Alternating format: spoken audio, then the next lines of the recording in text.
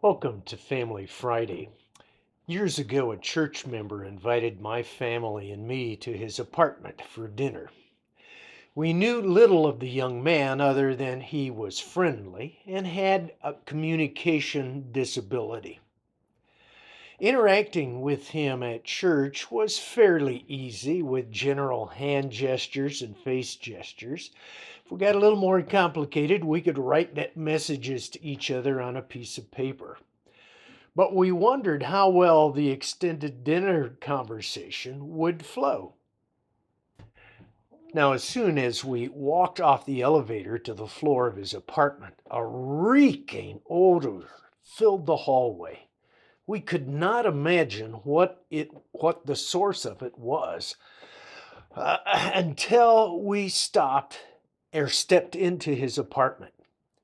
At first, I thought the stench emanated from a garbage container, but later determined the meatloaf in the oven was the culprit.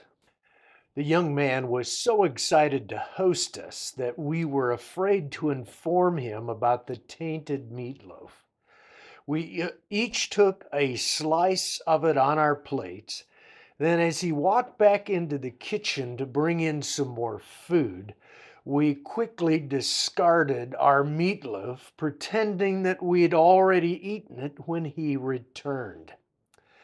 With amazement, we watched him eat his slice of meatloaf with no side effects during the couple of hours that we were with him. I'll never forget that odor. If your character emitted an odor, would it be putrid or pleasing? I ask because in Ephesians chapter 5 verses 1 through 2, the biblical writer reminds us that God and Christ are our mentors for behavior. It says you are the children that God dearly loves, so follow his example. Lead a life of love just as Christ did. He loved us. He gave himself up for us.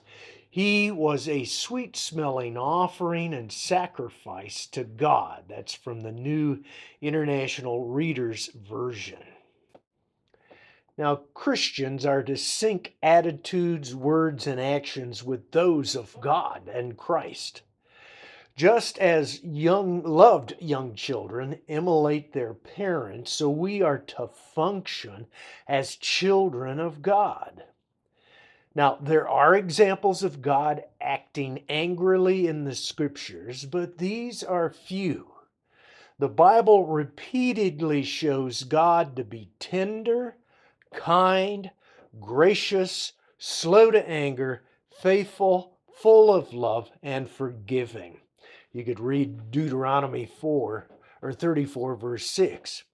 And Ephesians 4 stresses believers are to reflect these same characteristics with others and family members. We are to love as Christ has loved. His love was not only a sacrifice for our benefit, but it was also an offering to God as a sweet fragrance incense, meaning the Lord was pleased with what Jesus did, living so that others could live better. So what is your odor? If you live mostly without regard to the needs of others and your spouse and kids and extended family, I'm afraid to tell you, you probably stink. If you interact and make decisions with others in mind, you are a fragrance that God loves. So put more emphasis on your character than your perfume and cologne. And until next time, smell good to those closest to you.